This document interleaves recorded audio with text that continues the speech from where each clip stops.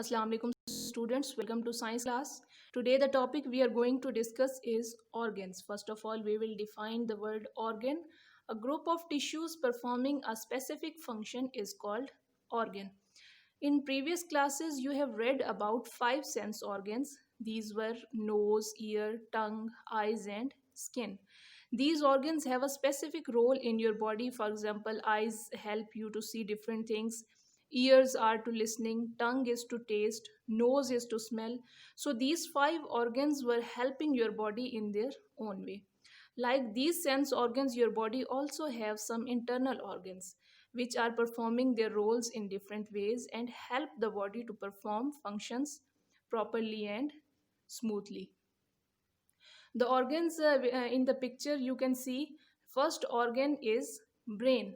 Brain is located in the head region and it is the main control center of the body.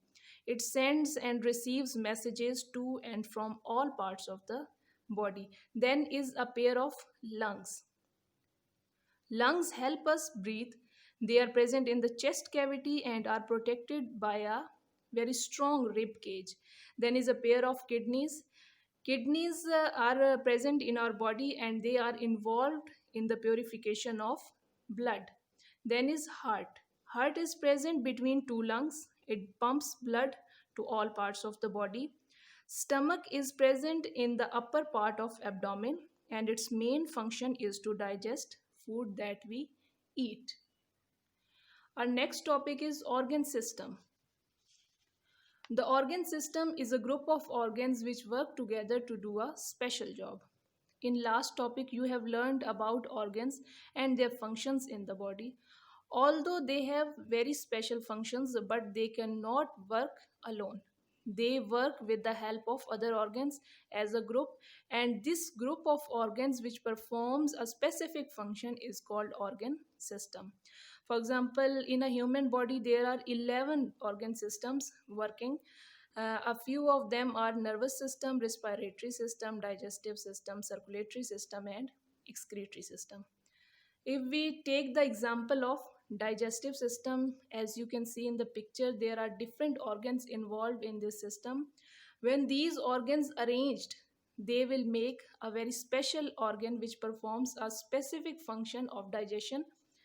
uh, Stomach is involved in this system, large intestine, small intestine, liver is also involved in this system, and these organs arrange together, as you can see, and perform a function which is called digestion of food.